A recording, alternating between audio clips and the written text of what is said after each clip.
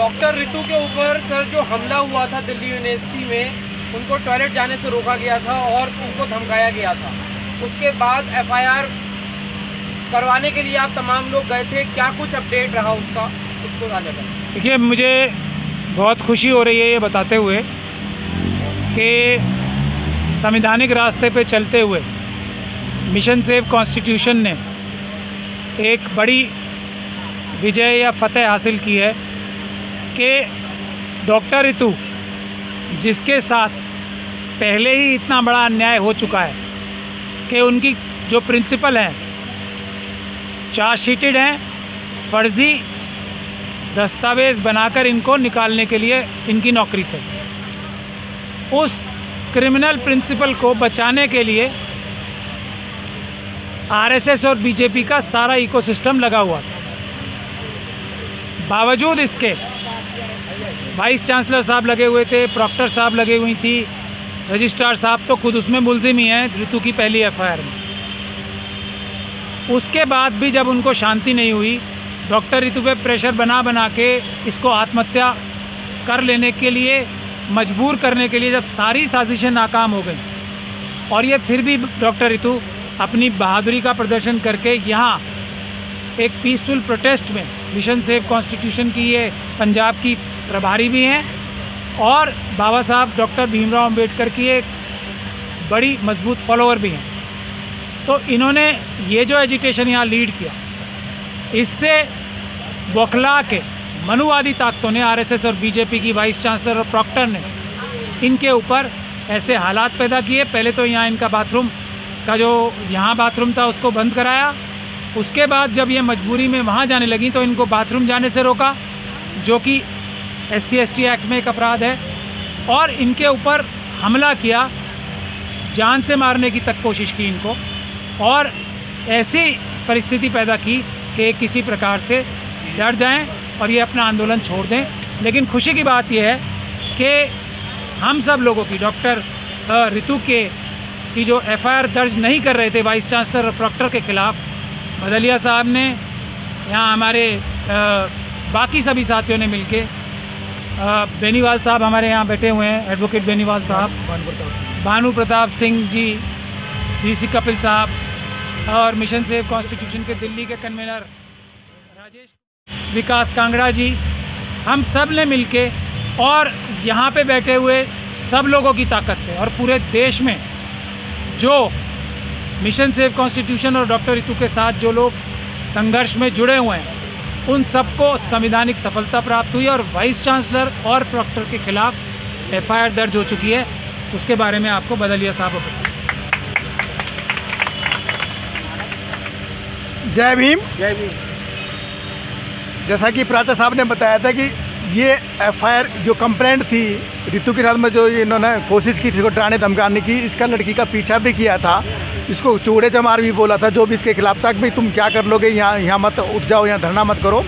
तो इसकी दरखास्त 12 तारीख को दी गई थी, लेकिन पुलिस वाले इस बात को लेकर कर रहे थे, बोला हम इंक्वायरी कर रहे हैं, जबकि कानून में ये प्रावधान है कि अगर आपको कोई दरखास्त SC/ST एक्ट में मिलती है तो आप तुरंत एफआईआर करोगे, क्योंकि 18A में ये लिखा हुआ है कि इंक्वायरी की ज़रूरत नहीं है, आप तुरंत एफआईआर दर्ज करोगे। उसके बावजूद भी वो उसमें कुछ नहीं कर रहे थे, बस ऐसे ही कर रहे थे कि ठीक है हम देख रहे हैं उसको। 13 तारीख को हमारी वकीलों की टीम गई, हमने SHO साहब को बताया भी था कि भाई हम आपको कानून के बारे में थोड़ा बता रहे हैं, वैसे आप वाकिफ़ हैं, लेकिन एज पर द लॉ आपको एफआईआर दर्ज कर लेनी चाहिए थी।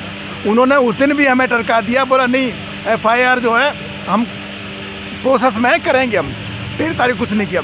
उसके बाद जब हम वहाँ से वापस आ गए तो 13 तारीख को जब डॉक्टर रितु सिंह और जो इनकी महिला साथी थी उनके साथ जो बाथरूम में जा रही थी, तब वो दरवाज़ा भी उन्होंने बंद कर दिया, बोला हम तुम्हें नहीं जाने देंगे।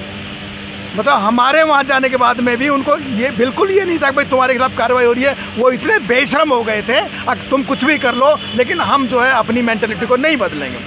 ये 13 तारीख को रात को डॉक्टर रितु सिंह लाइव आई, मैंने रात को लेट देखा था, अदरवाइज मैं वापस भी आ जाता, तब भी उन्होंने किया। फिर 14 तारीख को हम वहाँ नहीं जा पाए थे क्योंकि मेरे को दिक्कत आ रही थी कुछ। 15 तारीख को हमने क्या किया, 15 तारीख को फिर हम दोबारा से दरखास्त लेके गए, अब भाई SHO साहब के खिलाफ एफआईआर होनी चाहिए उसी थाने में, उसी SHO के खिलाफ। क्योंकि उसने 12 तारीख वाली एफआईआर जो इमीडिएट एफआईआर दर्ज होनी चाहिए थी उसको उन्होंने नहीं किया था। अब वहाँ क्या हुआ कि थाने में जाकर डीओ साहब थे, दलीप सिंह थे, एसआई, उन्होंने कहा बोला जी मेरे अफसर के खिलाफ आप लेकर आओ और मेरी नौकरी खतरे में हो जाएगी। हमने कहा बोला भाई हम आपकी नौकरी खतरे में डाल रहे, हम आपको दरखास्त देना, आप इसको रिसीव कर लो। डीओ की ड्यूटी रहती है कि भाई रिसीव करे, लेकिन वो आनाकानी करता है। सब मैं अपने साहब से पूछ रहा हूँ, सीनियर से पूछ रहा हूँ। हमने फिर बाद में क्या किया, इस डॉक्टर रितु ने 112 नंबर पर कॉल की। 112 नंबर पर इन्हें बताया कि मैं यहाँ 1 घंटे से हूँ और ये मेरी कार्रवाई दरखास्त को नहीं ले रहे हैं।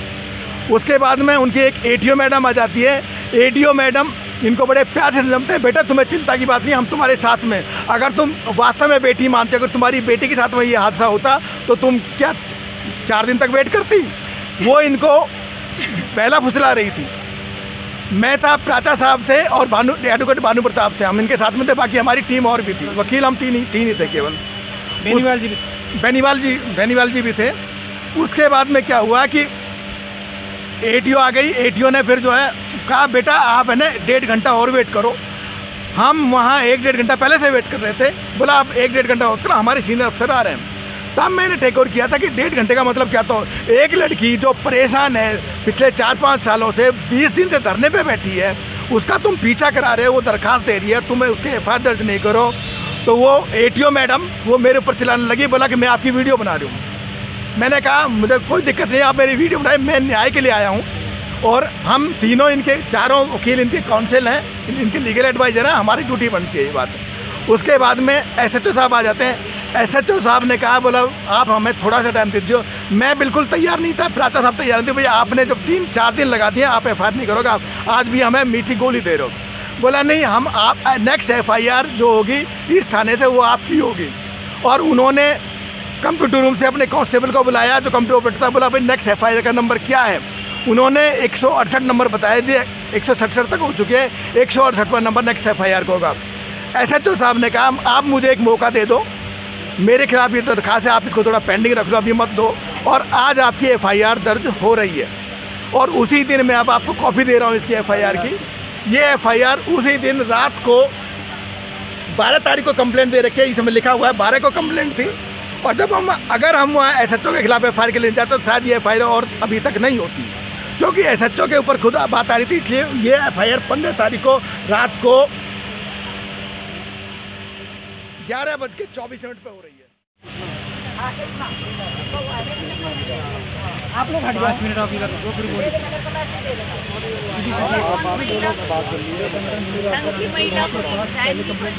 वो तो इससे गिर गई होगी ना कागज उसकी है।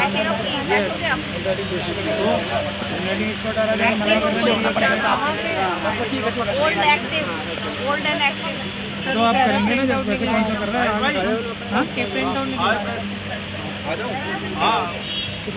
तार तुम पकड़ के रखो ना। आ जाओ इधर ही आ जाओ। अच्छा रुक जाओ फिर। यहाँ आ जाओ। तो फोटो कॉपीयर भी सेट नहीं किया अभी तक यहाँ पे।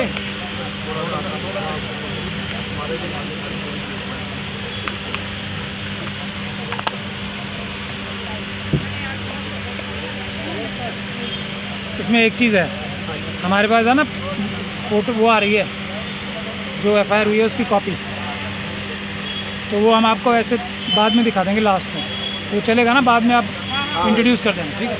नहीं हम उसका नंबर बता देंगे, सेक्शन बता देंगे, थाना बता देंगे। हाँ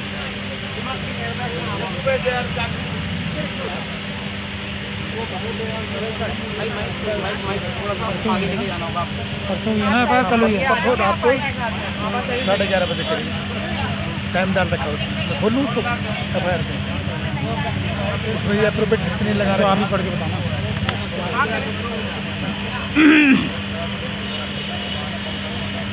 मैं तो बस इंट्रोड्यूस कराऊंगा, फिर आप दोनों ही बोलना। डॉक्टर ही तो, मैं सिर्फ थोड़ा ही बोलूँगा, आप दोनों बोलना।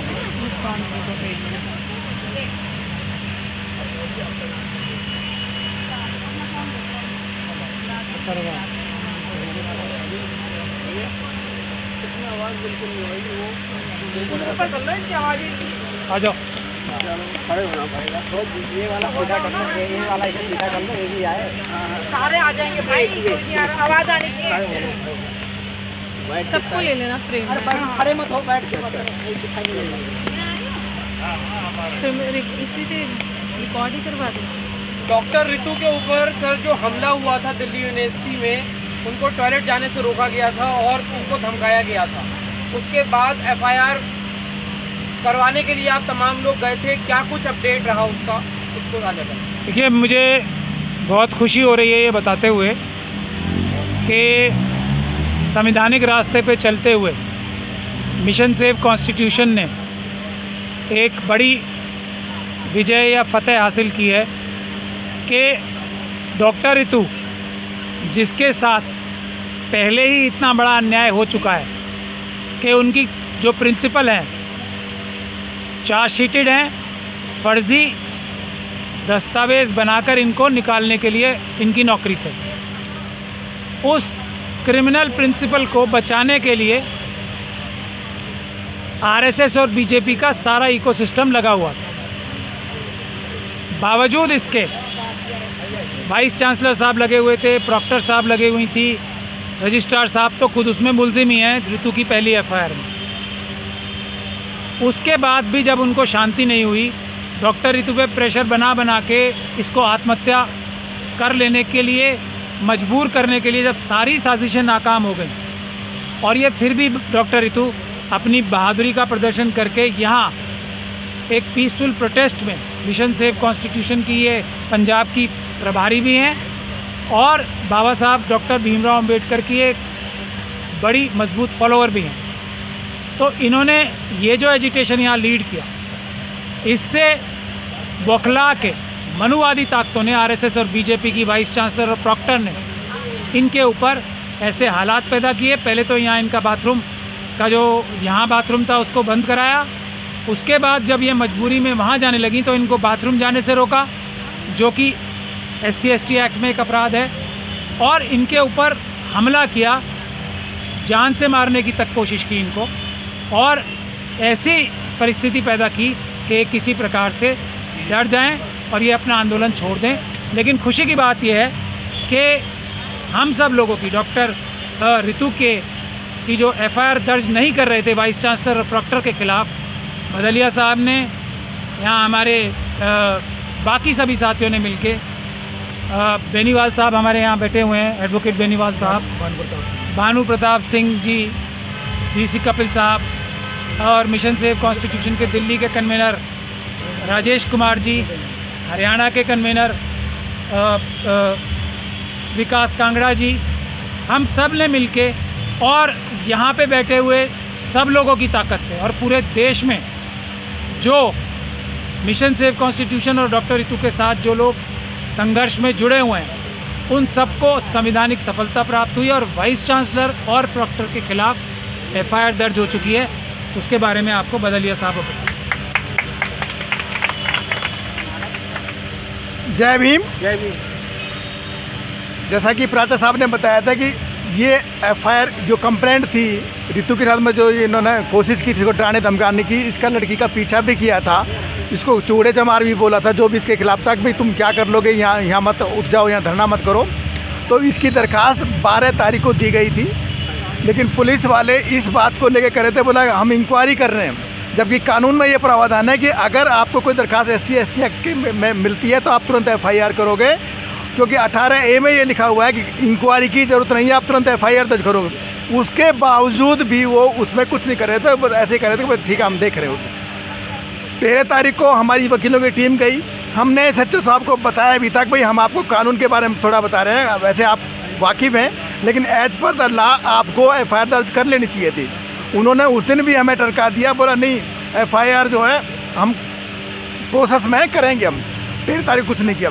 उसके बाद जब हम वहाँ से वापस आ गए तो 13 तारीख को जब डॉक्टर रितु सिंह और जो इनकी महिला साथी थी उनके साथ जो बाथरूम में जा रही थी, तब वो दरवाज़ा भी उन्होंने बंद कर दिया, बोला हम तुम्हें नहीं जाने देंगे।